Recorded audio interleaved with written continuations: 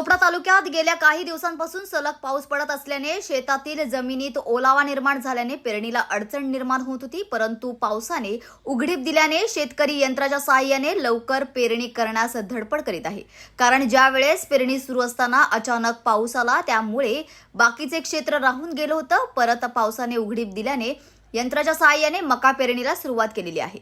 मजुराच्या सहाय्याने जर पेरणी केली असती तर दुप्पट खर्च लागला असता व वेळही वाया गेला असता। यंत्राच्या सहाय्याने खर्चही वाचतो आणि वेळही वाचतो। त्यामुळे शेतकऱ्यांना मजूर ऐवजी यंत्राच्या सहाय्याने पेरणी करणे सोयीस्कर व आर्थिक दृष्टीने परवडतं। त्यामुळे चोपडा तालुक्यातील शेतकऱ्यांनी यंत्राच्या सहाय्याने मका पेरणी सुरुवात केलेली आहे। पाऊस नेहमी नसल्याने केव्हाही सुरू होऊ शकतो, त्यामुळे लवकर पेरणी करून घेण्यात शेतकरी मग्न दिसत आहेत। ओडिशा राज्यात अतिरिक्त सचिव प्रभू कल्याण पटनायक यांच्या शिष्टमंडळाखाली 4 जणांचे पथक कांदा लिलाव अभ्यास दौरा करण्यासाठी थेट कांद्याची नगरी म्हणून ओळखल्या जाणाऱ्या लासलगाव येथील बाजार समितीत दाखल झालेले आहेत। यावेळी त्यांनी कांदा लिलावाची पाहणी करत बाजार समितीच्या मुख्यालयात कांदा लिलावाचा व्हिडिओ ही बघितला आणि संचालक मंडळाशी चर्चा देखील केली। यावेळी संचालक मंडळाने आपण अभ्यास दौऱ्याच्या नावाखाली केंद्र सरकारला कांद्याचा बाजारभाव पडतील असा कुठलाही अहवाल देऊ नये। कांदा उत्पादक शेतकरी अगोदरच आर्थिक अडचणीत असून आपल्या अहवालामुळे कांद्याच्या बाजारभावावर परिणाम झाल्यास कांदा उत्पादक शेतकऱ्यांवर आर्थिक संकट कोसळेल। त्यामुळे विचार करूनच अहवाल सादर करावा अशी ही विनंती लासलगाव बाजार समितीच्या संचालक मंडळाने या ओडिसाच्या पथकाला केली आहे। आज लासलगाव बाजार समितीमध्ये ओडिसाचं शिष्टमंडळ या ठिकाणी आलेलं होतं आणि आपण जर बघितलं गेल्या 8-15 दिवसापासून सातत्यानं अनेक समित्या, अनेक अभ्यास दौऱ्याच्या निमित्ताने अनेक गट या ठिकाणी बाजार समितीमध्ये येत आहे आणि त्या भेटी देत आहे। मागील सप्ताहामध्ये सुद्धा आपण या ठिकाणी बघितलं की शेतकरी कल्याण मंत्रालयाच्या कृषी कल्याण मंत्रालयाच्या वतीने सुद्धा एक शिष्टमंडळ या ठिकाणी आलं होतं। परंतु त्यानंतर त्यांनी नापेडच्या खरेदी असतील, NCCFच्या ज्या खरेदी असतील त्या खरेदींना त्या ठिकाणी भेट दिल्या, त्याची माहिती घेतली आणि त्यानंतर अचानक पद्धतीने नापेडच्या 2 अधिकाऱ्यांच्या त्या ठिकाणी बदल्या झाल्या आणि आजही या ठिकाणी अशा पद्धतीने अभ्यास दौऱ्याच्या एक निमित्त साधून आल्यात का काय ते सांगता येणार नाही। परंतु अत्यंत या ठिकाणी या शिष्टमंडळाला आम्ही स्पष्टपणे सांगितलं की आपल्या अभ्यास दौरा किंवा आपलं जे काही शिष्टमंडळ या ठिकाणी बाजार समितीमध्ये येत आहे त्याचा कुठलाही परिणाम या बाजारभावावर होता कामा नये, कुठल्याही शेतकऱ्यांना त्या शिष्टमंडळाचा त्रास होणार नाही याची दक्षता त्या ठिकाणी त्यांनी घेतली पाहिजे आणि शेतकऱ्यांच्या जी काही अडीअडचणी त्यासुद्धा या शिष्टमंडळासमोर आम्ही या ठिकाणी मांडलेले आहेत। एक्चुअली यहाँ पे हम लोग ने सुना था कि नासिक में प्याज का बहुत सारा एक्शन होता है, तो कैसे एक्चुअल में प्रैक्टिकल में कैसे होता है वो सब देखने के लिए हम लोग आए थे, ताकि मैंने यहाँ पे जैसे हम लोग देखते हैं कि चासी को अपना जो उचित मूल्य मिलता है उसी हिसाब से वहाँ पे भी हम लोग उड़ीसा में भी जाके उसी टाइप का जो प्रैक्टिस यहाँ पे है वो फॉलो करने के लिए वहाँ पे गवर्नमेंट को हम लोग सजेशन देंगे। उसी हिसाब से गवर्नमेंट अगर अनुमति देता है तो उसी हिसाब से हम लोग करेंगे फिर वहाँ पे जाके उड़ीसा में। यही हमारा मेन मकसद है इस विजिट का।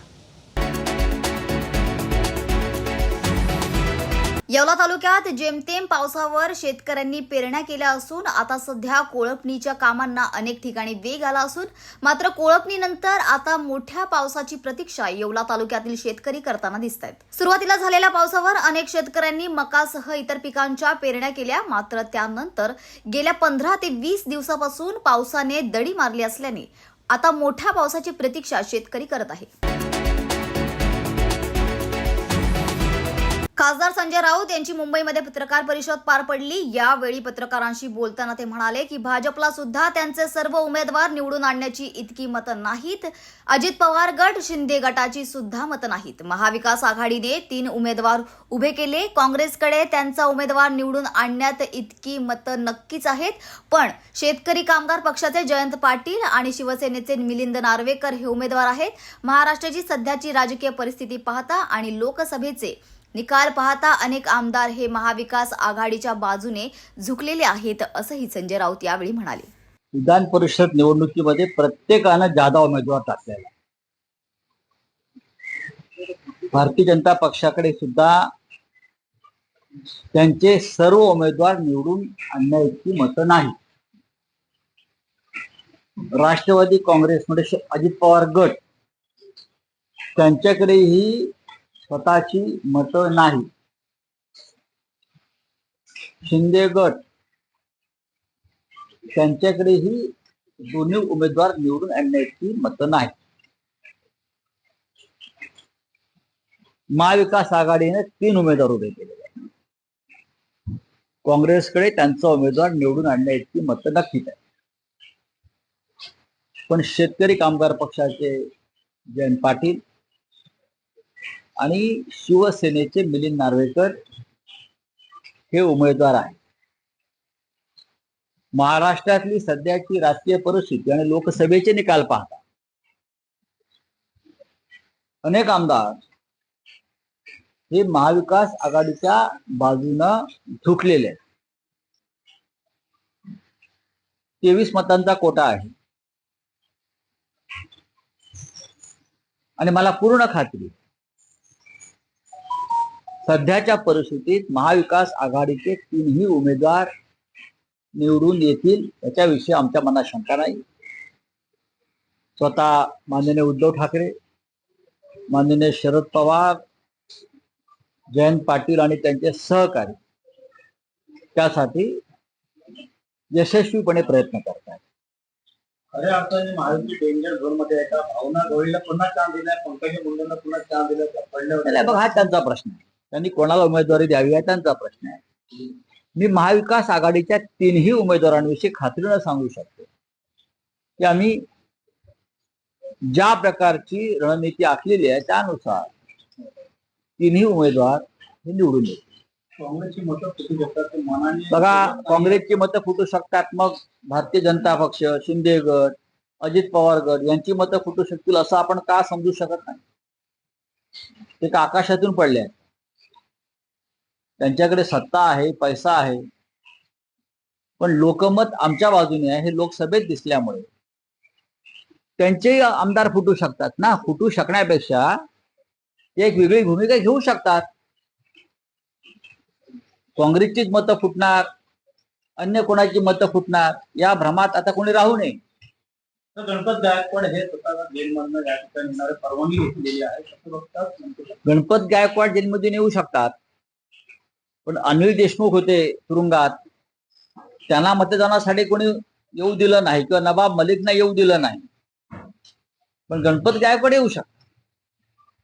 यालाच म्हणतात सत्तेचा वापर किंवा गैरवापर. गणपत गायकवाड मनाने मग कोणासोबत आहे ना ते आता मी कसं काय सांगू? ते मी सांगू शकत नाही. तर गुजरात का एक वीडियो सोशल मीडिया पर काफी वायरल हो रहा है जहाँ पर 40 लोगों की जो वैकेंसी थी और उसमें 8 आपने देखा होगा कैसी भगदड़ मची है. कैसी भगदड़ मची है. युवा बेरोजगार लाखों हजारों लोग वहां जमा हो गए. ये मोदी जी का मॉडल, मोदी जी की गारंटी है.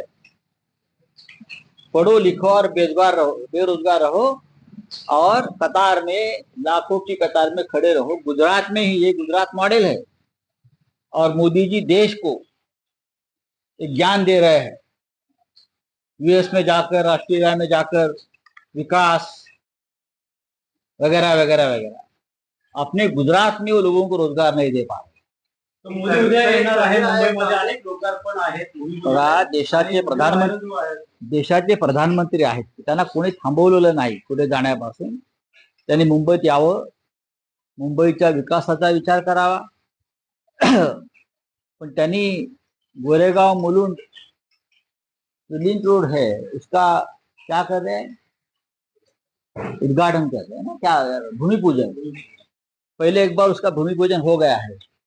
ज्यादा जानकारी अगर आपको चाहिए तो हमारे नेता साथी आदित्य ठाकरे जी से बात करिए. नक्कीच एक व्हिडिओ व्हायरल होते नोकरी संदर्भातला त्यामुळे नोकऱ्यांचं अजून धडपड सुरू आहे. गुजरातमध्ये 40 जागांसाठी हजारो तरुण रांगेत उभे आहेत आणि खाजगी नोकऱ्या आहेत 40 जणांची. चेंगराचेंगरी, पाडापाड, धडपड हे गुजरात मॉडेल आहे. मोदींनी बेरोजगारांच्या बाबतीत जो खेळ केलेला आहे त्याचं हे जिवंत उदाहरण गुजरातमध्ये. मोदी आपल्या गुजरातमध्ये रोजगार देऊ शकले नाही. मुंबई, महाराष्ट्रातले असंख्य उद्योग पळवून सुद्धा मोदी आपल्या लोकांना गुजरातच्या रोजगार देऊ शकले नाही.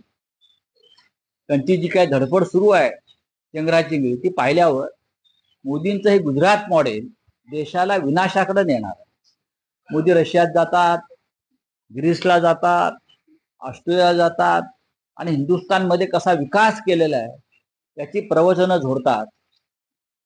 त्या तिकडल्या राष्ट्राध्यक्षांनी गुजरातचा कालचा व्हिडिओ पाहायला हवा. सर, वाल्मीकि कॉर्पोरेशन मामले में जो 3 आगे जो है उनको ईडी की ओर से गिरफ्तार कर दिया गया है. लगातार ईडी जो है गिरफ्तारी के पास या जो केंद्रीय एजेंसी है उसकी ओर से गिरफ्तारी का देखना पड़ेगा क्या तो